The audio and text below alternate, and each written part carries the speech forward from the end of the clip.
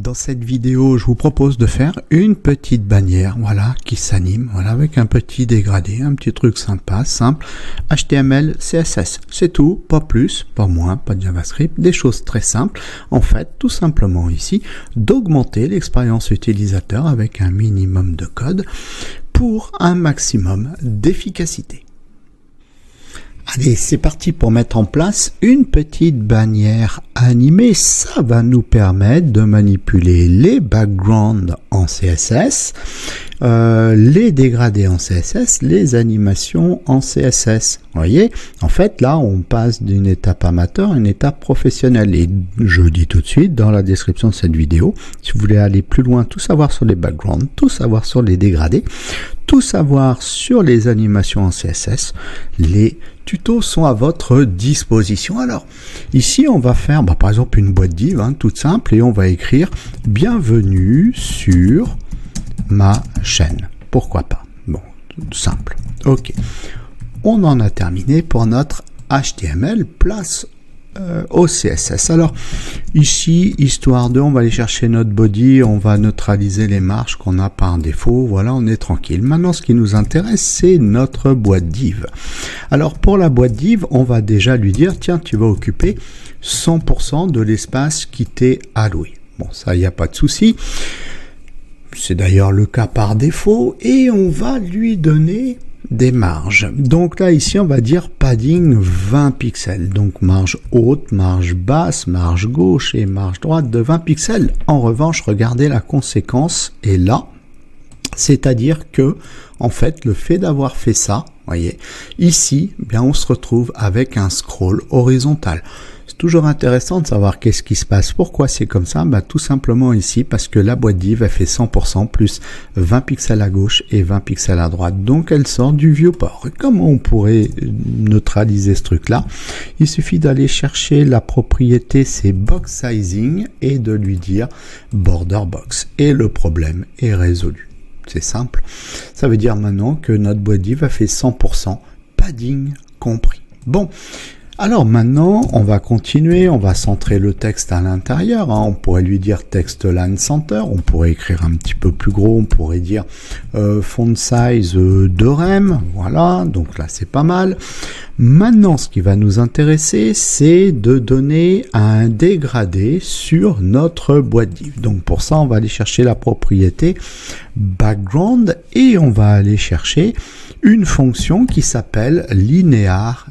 Alors c'est pas bon, je vais recommencer. Donc la fonction qui s'appelle linéaire, là voilà, linéaire gradient, on s'en était servi l'autre jour quand je vous avais montré pour les petits buttons avec un dégradé, c'est exactement pareil. Donc là ici on va faire un dégradé pour changer. L'autre fois on avait fait un dégradé qui allait de la gauche vers la droite, là on va faire un dégradé qui va du bord haut droit au bord bas gauche de la bannière. Et du coup c'est moins 45 degrés. Voilà, ça c'est vu.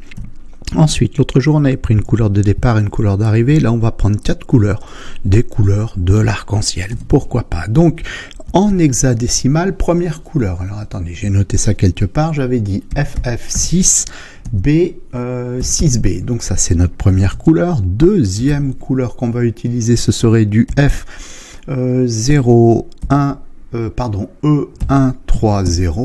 Et puis ensuite, encore une autre couleur qui serait le 6B FFB3 et la quatrième et dernière couleur qui serait le 6B92 FF. Vous utiliserez bien les couleurs que vous voudrez. J'ai choisi celle-ci pour voilà, en guise de modèle. Donc en prenant des couleurs de l'arc-en-ciel, c'est plutôt joli. Bon. On va modifier la police, pourquoi pas. Donc on va faire un C1 font family et on va choisir du courrier, pourquoi pas, et puis color. On va modifier la couleur et on va passer en blanc. Ok, bon, donc ça c'est vu. Alors maintenant ce qui va nous intéresser, c'est de pouvoir animer ici le fond.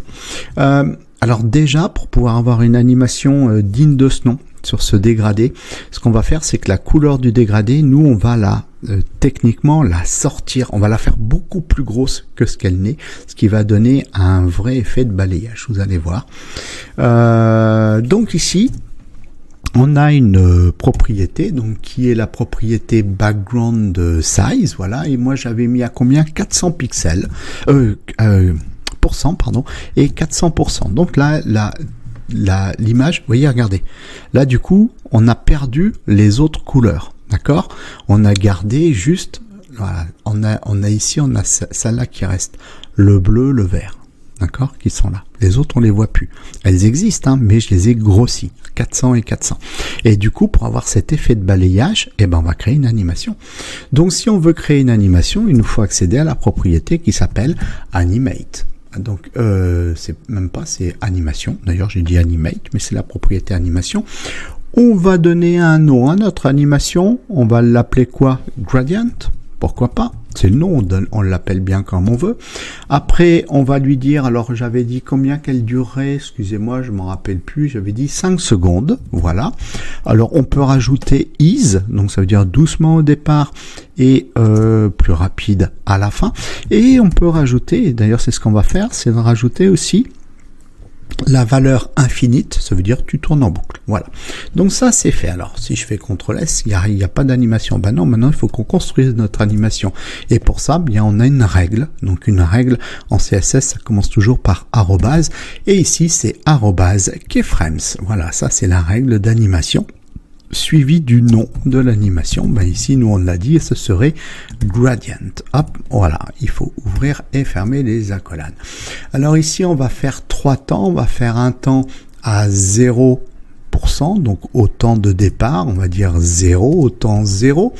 Et ici, on va caler, en fait, hop, voilà, on va caler la position de notre dégradé, parce que là on l'a grossi, d'accord, 400, donc on va la caler. Donc pour pouvoir la caler, on va aller chercher la propriété background position, là voilà, et on va dire au départ tu seras de 0% à 50%. Donc du coup ça va nous décaler nos dégradés. Ça c'est pour le premier temps. Pour le deuxième temps, on va le passer à 50%. Alors pareil, je vais faire du copier-coller. Par contre, je vais récupérer ça. Au deuxième temps, ce serait 50% à 100%. Voilà, pour faire l'autre moitié. Et puis au troisième temps, 100%, on va lui dire 0 et 50. Normalement, ça devrait le faire. Alors, ça n'a pas marché. Si, ça y est, ça a marché. Je voyais pas. Donc là, alors j'ai fait comme ça. Est-ce que j'aurais pu faire mieux? J'aurais dû faire plutôt de 100% à 50% pour revenir en arrière. Ce que je dis, mais là, je reviens pas en arrière. Donc là, il faut revenir en arrière. 100% à 50%. Donc là, ici, on a bien notre dégradé. Voilà. Il part comme ça, de gauche, de droite vers la gauche. Voilà, c'est ça. Et puis de gauche, et après il fait de gauche vers la droite, et après il revient, il refait le même cinéma, etc. Donc là, du coup, vous voyez, de manière simple, de manière plutôt simple, de manière plutôt sympathique.